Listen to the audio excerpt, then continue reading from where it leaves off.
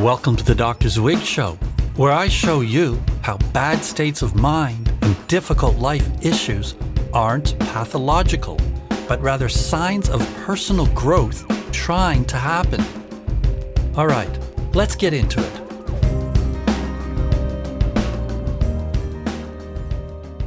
Greetings, fellow travelers. I hope you're traveling along paths of peace, wisdom, and tranquility.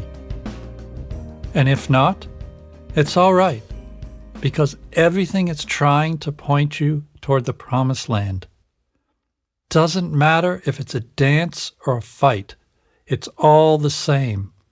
It's all just information trying to wake you up to be the most awesome, aware human you can be. Today, I want to chat with you about how no matter what's happening in your life, there's always this more awakened, conscious, liberated awareness sitting there right under your nose, just waiting for you to tap into it. In episode 12, exercise 4, How to Use a Joyous Experience to Transform a Problem, I shared a simple method for doing this and for using it to change a problem.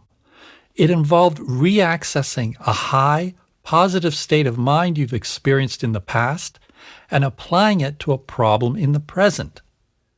It's fascinating that not only do we experience extreme variation in our highs and lows in life, but that we can reaccess them, re-experience them, as if they already exist somewhere within us. It's a radical thought to consider that while you're sitting there in the depths of depression, there's an ecstatic, free, happy version of you just at the fringe of your awareness, and it's possible to tap into it. Of course, it works the other way around too. I've had experiences where I felt awesome and then heard a sound or smelled something or saw a picture and a bad memory flooded in and instantly made me feel bad. It's crazy how our states of mind are so fluid, intangible, and transitory. But this is our very nature. We think we're solid beings with set identities. We assume that reality exists in a fixed state. We strive to attain a certain state of happiness, an ideal condition in our lives. But the fact is, everything in the universe, including us, is in process. We are processes. The notion that we have a bunch of different potential states of being within us at all times isn't only a basic element of psychological reality, it's also a central feature of physical reality. One of the main theories in quantum physics is called the many worlds paradigm. I want to dive into it a bit and then show you how it reveals something profound about ourselves. The many worlds paradigm states that whenever an observer makes an observation at the subatomic level, she collapses many potential results into just one, which manifests by virtue of how she observes. In other words, the lens through which she looks, which in a quantum physics experiment means the specific type of experimental setup she uses, determines which version of reality she perceives. There are many other versions right there in front of her, but they don't get perceived because her chosen lens only measures certain kinds of information.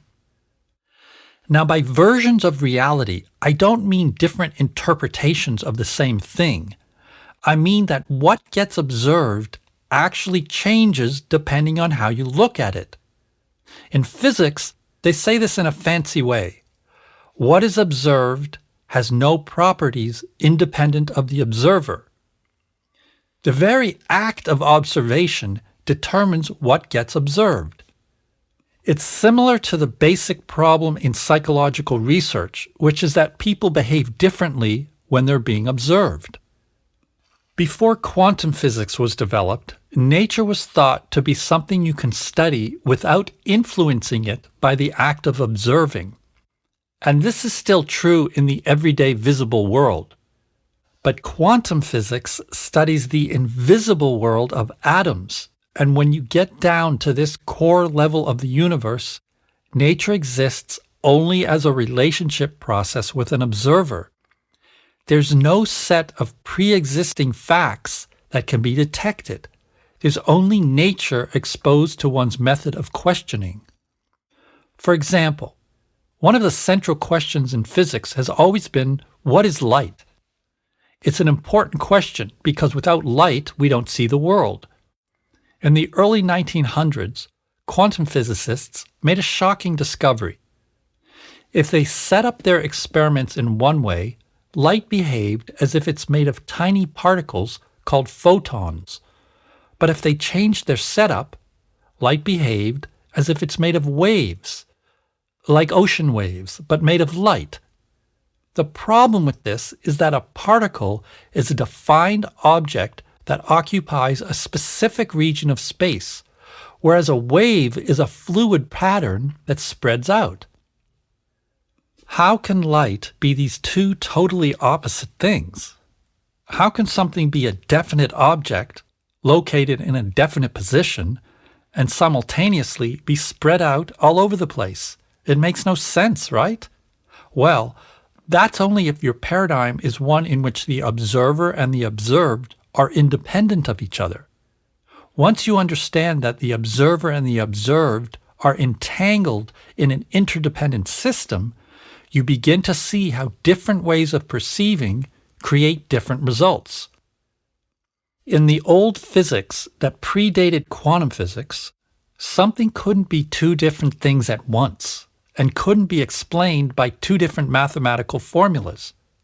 But quantum physics discovered that at the subatomic level, nature doesn't manifest according to these old established rules. Instead, it only answers the questions you ask. If you set up your experiment to find light particles, that's what you'll find. If you set it up to find light waves, that's what will appear. This discovery showed us that nature is a totally interactive phenomenon.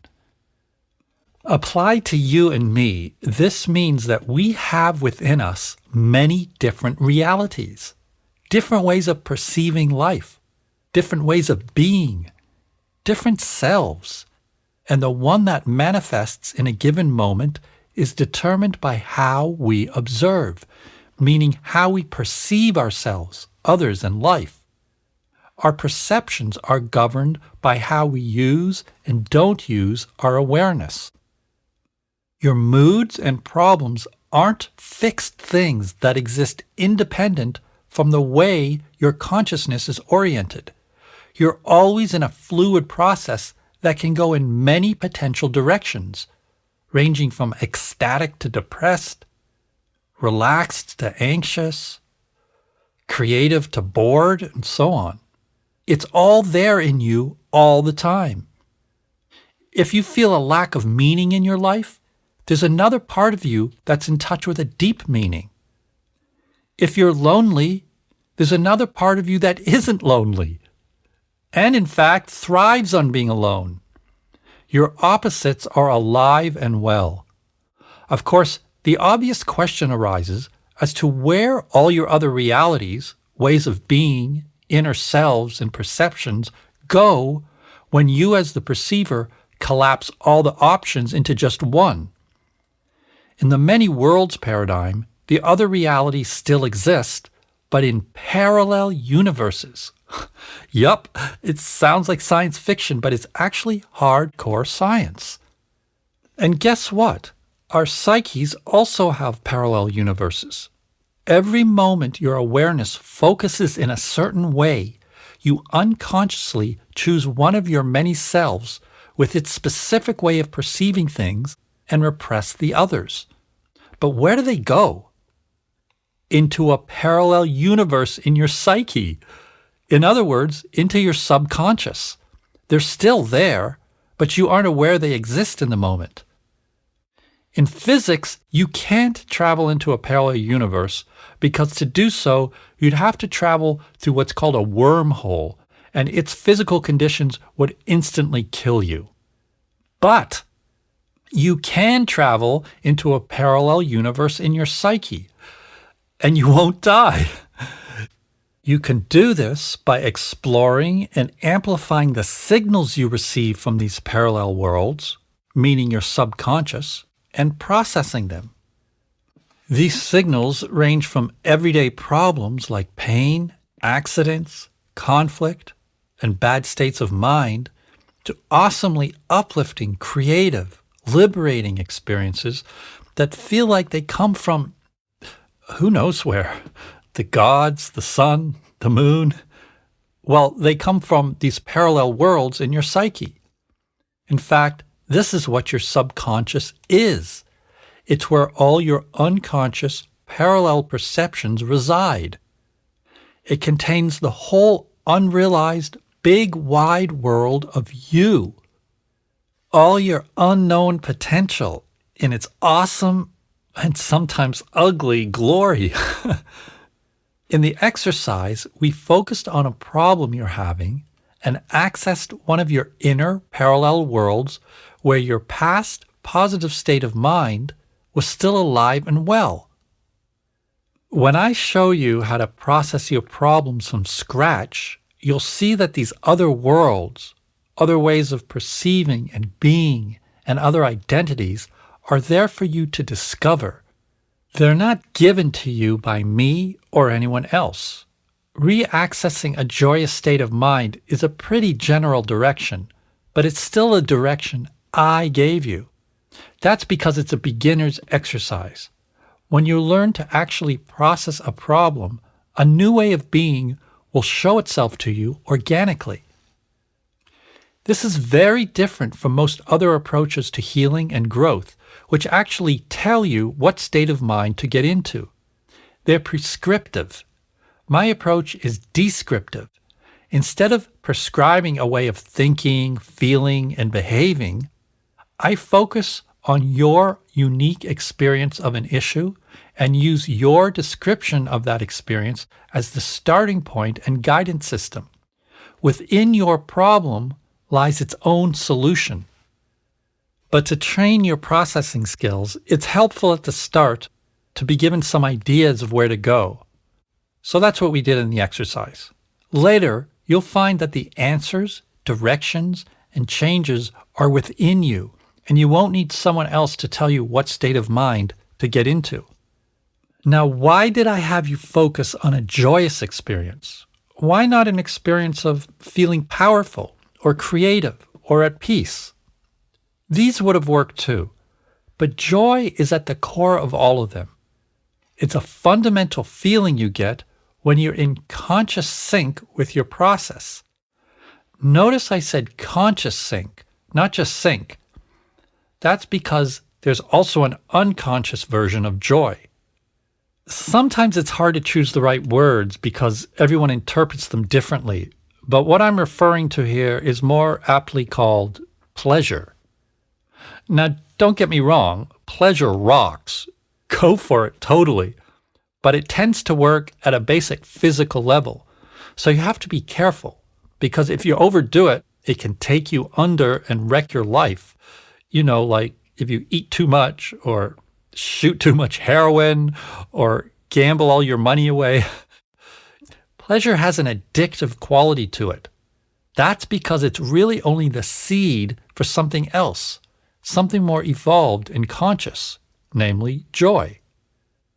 I use the word joy for what happens when you process basic pleasure and transform it into a conscious experience that informs your life with meaning and purpose. It expands your process from its animal instinct experience into a conscious, psychological, and spiritual awareness of yourself and others.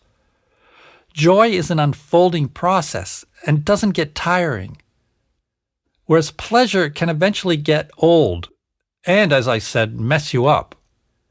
Of course, in practice, most things we like to do contain a combination of the two. The trick is to be aware of what feels good and use it for the growth of your awareness, knowledge, and appreciation of life, as opposed to just grinding the good feelings into the ground, like too much beer. Although that could be enlightening too. A great example is sex. Pleasure.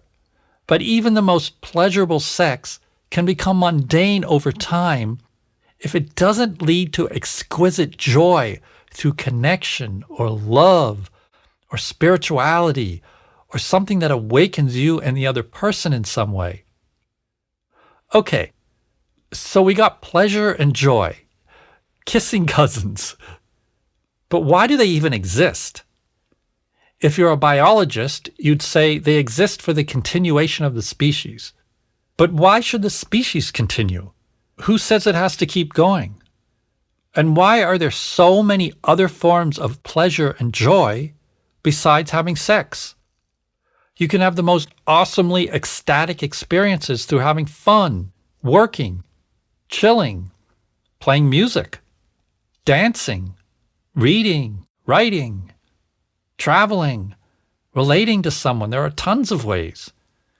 And even the idea that sex is for procreation is kind of lame, since almost all the sex we have is not for procreation. I mean, you have sex hundreds or thousands of times, but you only have a few or maybe no children. Just because something can have a certain result doesn't mean that's the only reason it exists. I remember once a client who accidentally got his girlfriend pregnant said it happened because of biology, meaning his sexual impulses were hardwired for procreation. I challenged him, pointing out that my gay friends have the same turned-on, hot attractions and impulses, but they don't all procreate. Sex is so much more than making babies. We got into a fascinating discussion that led to the realization that there are aspects of reproduction science that are contaminated with homophobic beliefs. The reason pleasure and joy exist is to act as the fuel for our most important drive, which isn't procreation.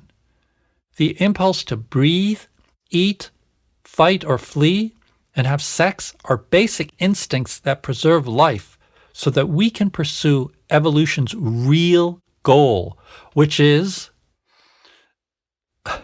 Wait a second. I got to get to my drums.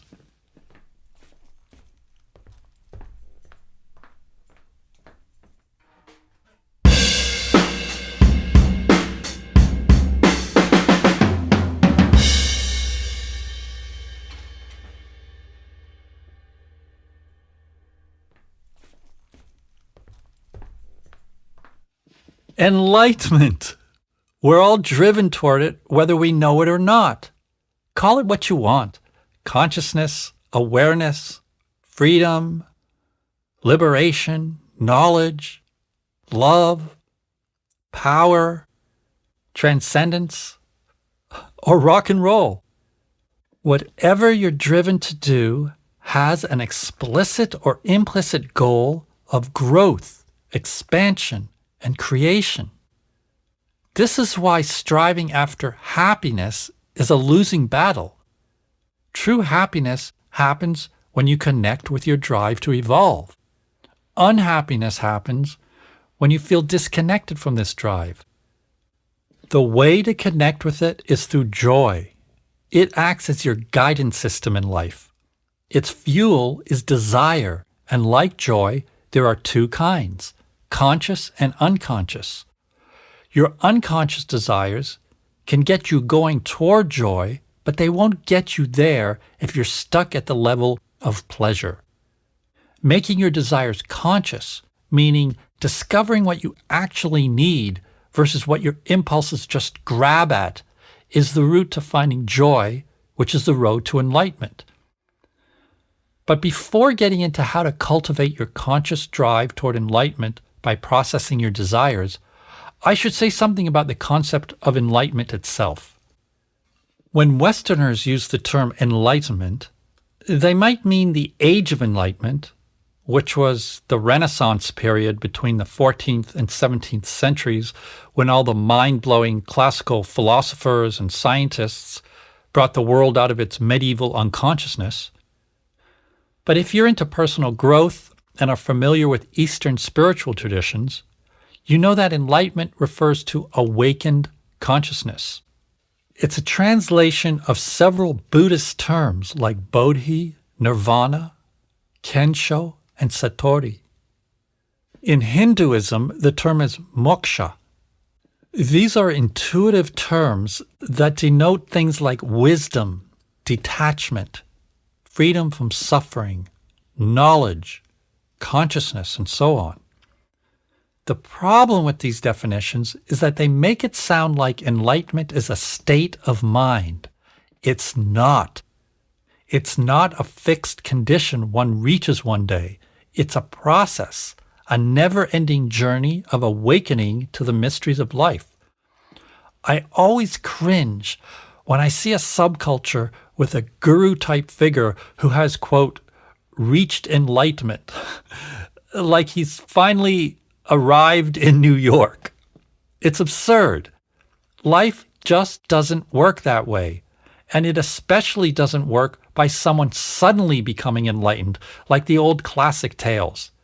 You can have a sudden enlightenment experience, but you're in process, so it ain't going to stay there long. The minute you get enlightened, your process and the processes around you evolve. And not only that, enlightenment is contextual. Enlightenment in one place and time isn't enlightenment in another. Staying on your path of growth means continuing to evolve in relationship to yourself, to others, to the world, and to your location and era. So if you ever encounter a therapist or a so-called spiritual teacher that puts himself or herself out there as some sort of finished product of human perfection, run! It's not real. He's going to go home and try to take a shit, realize he's constipated, get cranky, and snap at his wife. I've seen it many times. I've worked with literally thousands of people all over the world, and I've even worked with some gurus, and I've never come across the picture in our minds of a completed human being. In fact, being completed really means you're stuck. The river of life always flows on, and enlightenment means following the stream of its never-ending changes. Enlightenment is a human process, not a godlike state of mind in the nether reaches of universal consciousness. And don't forget that the image of the guru we very often have in the West is very culture and context specific. It comes from an Indian tradition in which the guru doesn't work, but travels from town to town, depending on other folks to feed him. That's cool, but we wouldn't want the whole world to be like that, would we? I mean, who would do the feeding? All that said, a powerful contribution from the Far East and one of the main tools for working on yourself is mindful awareness, which is the process of observing yourself in the present moment without judging or interpreting. It helps you get free of addiction to unconscious, automatic, harmful ways of being. Mindfulness is, in a sense, a form of science, akin to empiricism in scientific research.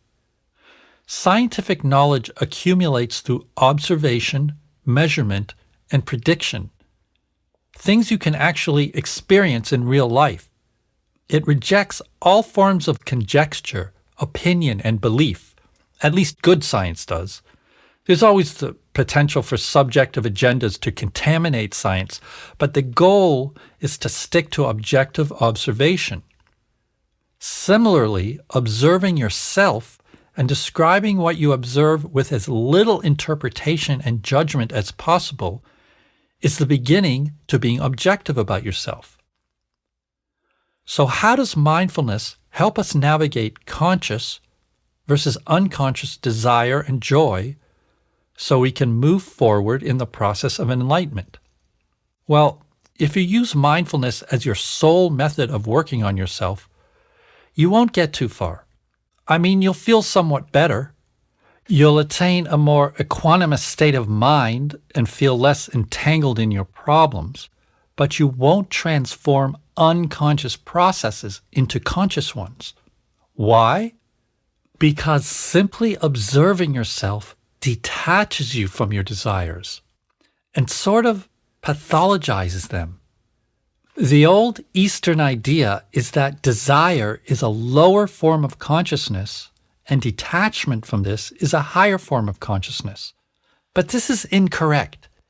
It's based on a pre-psychology understanding of the psyche and doesn't differentiate our human drives into conscious and unconscious ones. It conceptualizes desire as a drive that imprisons you and that you should work to free yourself from. This is why enlightenment is often defined as having no desires. There's some truth to this in terms of the fact that the more you grow, the more centered you feel, and the less you feel in the grip of overwhelming impulses and addictions, but it's also a false understanding of desire. In fact, it's an internally self-refuting concept, because if you have no desire, then why bother working on yourself or practicing mindfulness or considering enlightenment or self-improvement? Why not just sit there like a bump on a log? Why help other people? Why do anything? Why meditate? Why live? Clearly, desire, pleasure, and joy are our fuel for growth. So how do you cultivate your drive toward an enlightened, joyous, healthy way of living? First, you have to acknowledge that most everything you do can be done either consciously or unconsciously. Relating, working, thinking, feeling, behaving, eating, drinking, sex, and even music. Doing something on automatic or compulsively or out of your control or just without full awareness of yourself means it's unconscious. Mindfulness makes it quasi-conscious, like at least you see what you're doing. Processing makes it fully conscious by transforming it from an automatic behavior into a new, conscious way of being. Second, you have to use your desires as seeds for your personal development. Whether your desire is to experience pleasure, or to get free of a problem, or to reach a goal, view it as happening in order to wake you up to a more enlightened version of yourself. Desires are vehicles for self-actualization. And so are problems and goals. There's an interesting quote from Swiss psychologist Carl Jung where he says, "The most intense conflicts, if overcome, leave behind a sense of security and calm that is not easily disturbed. It is just these intense conflicts and their conflagration which are needed to produce valuable and lasting results." In other words, without your problem or goal, you won't get to the valuable and lasting changes you need to make. It's like your problem is a boat that wants to take you across the river, but you have to get into the boat, meaning the process. If you stay on the shore, pathologizing your problem and trying to just get rid of it without understanding its message, or if you're convinced the boat will sink because you think problems are only bad, you miss the whole point. Your problem is the doorway to your enlightenment. It's your unconscious process asking to be made conscious. Now, one of the things I mentioned that can be done either consciously or unconsciously is music. Think about rock and roll. It originated in the drive for freedom. First, in the African American expression of freedom through the blues, and then in the cultural crossover arts known as rock and roll. The first step in attaining freedom is to follow your pleasures, to be free to do what you want, when you want, where you want, and with who you want. But some rock and roll stopped there. It's kind of the dumb version, which, don't get me wrong, totally rocks. We need it. There's often a process where we have to first be unconscious, especially in the beginning of a revolutionary endeavor. For example, rock and roll began by fighting the stiff white status quo of America. And to begin that process, folks just had to go for broke. Sex, drugs, and rock and roll. Freedom, pleasure. If you get too conscious of what you're doing at the start, you lose the spirit of it. It'll progress to a more informed, conscious joy if you process it. But if you just try to go straight there, you skip important steps. It's similar to when people try to detach from their problems without processing them. You do feel more detached after processing something, but first you have to dive into it, explore it, amplify it, wrestle with it, get to know it, live it for a while, grow from it. Then you can get a sense of freedom from it controlling you. If you just try to live in some kind of great blissful state of mind right away, you skip the real process and you won't be able to really transform things. The rule is you have to first occupy and experience a process before getting free of it. Otherwise, you don't even know what it really is. Processes often first manifest in you as bothersome signs and symptoms. If you automatically reject them, you throw out the baby with the bathwater and you miss their transformative power. You've assumed that because they feel bad and wrong, they must be bad and wrong, but they're not. They're meaningful irritants designed to wake you up and catalyze change. Just getting rid of them or trying to detach from them is unhealthy because you throw away an important piece of your process and growth. A great example of this is relationships. Falling in love often involves falling into an unconscious dreaming with the other person. You sort of lose your mind. And this is how you enter into the process. It's the doorway into your own story and that of the other person. As time goes on, you can wake up to the story and help it evolve. Or you can remain unconscious and allow it to stifle. But if you're too conscious right at the start, it makes it hard to fall in love. Unless you're really conscious, like you've worked on yourself a lot, which means you know how to fall into dreaming without losing awareness. But that takes years of study and practice. Today's relationship environment with its online focus is really difficult because it's too detached and consciously analytical from the start. People stand back with their checklists and never allow themselves to fall into and explore the process. A relationship is a process. It's not like buying a finished product at the store. But unfortunately, that's what online dating is like. Our modern focus on the individual is awesome, but it also has the bad effect of making people too removed from each other.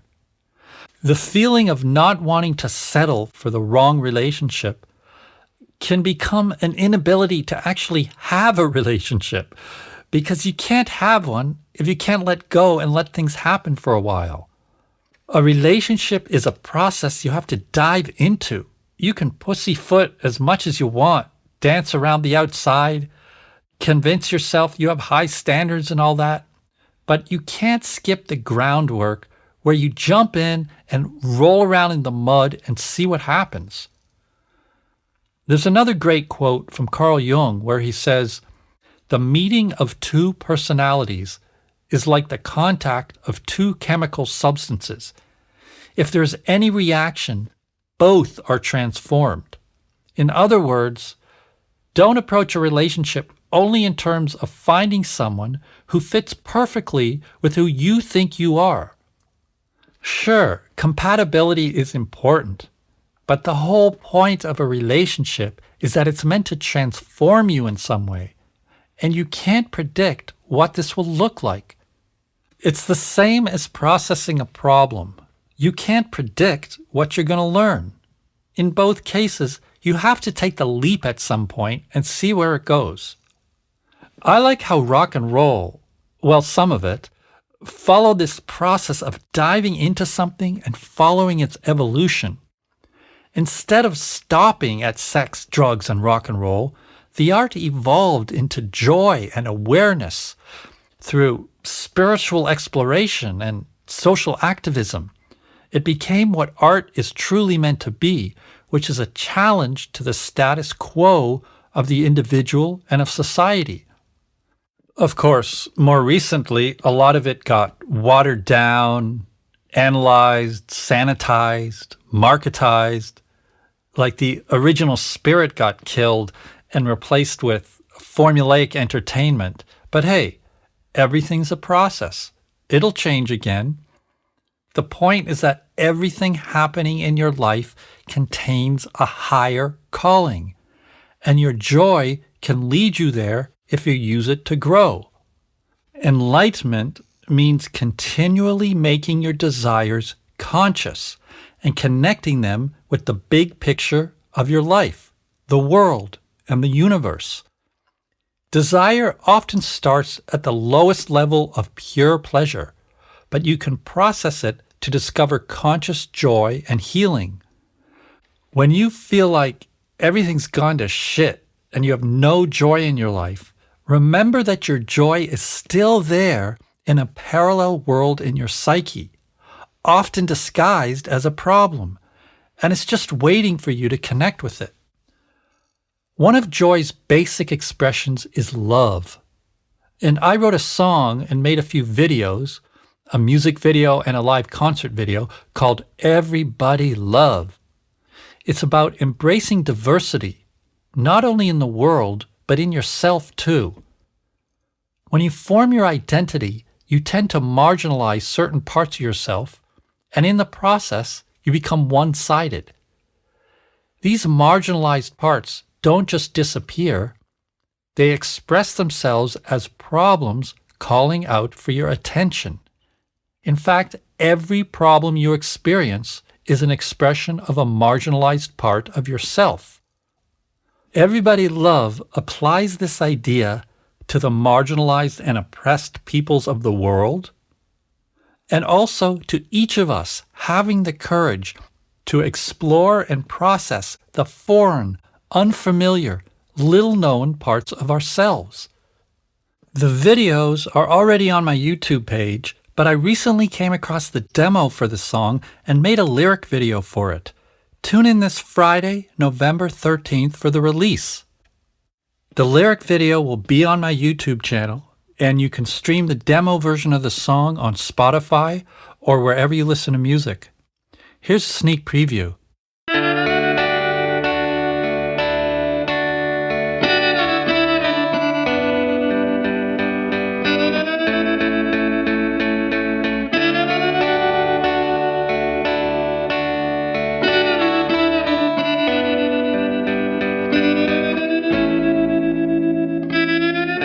Don't matter who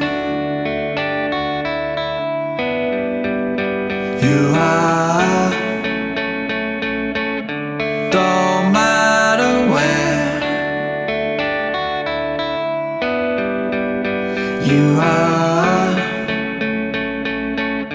don't matter how you are.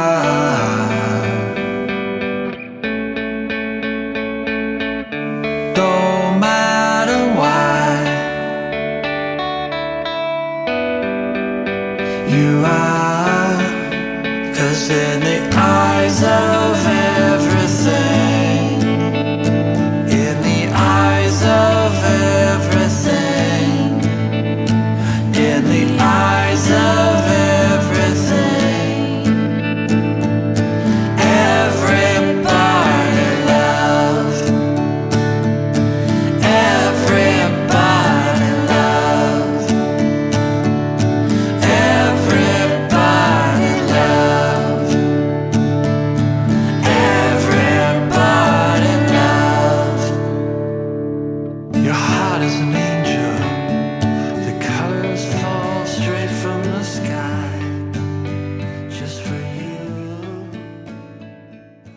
See you next time. Stay aware. You can follow me on social media at Dr. Zwig, and you can sign up on the mailing list at drzwig.com, where you'll receive discounts on private coaching, events, and merchandise starting in 2021, weekly personal growth tips, and lots more. Be well.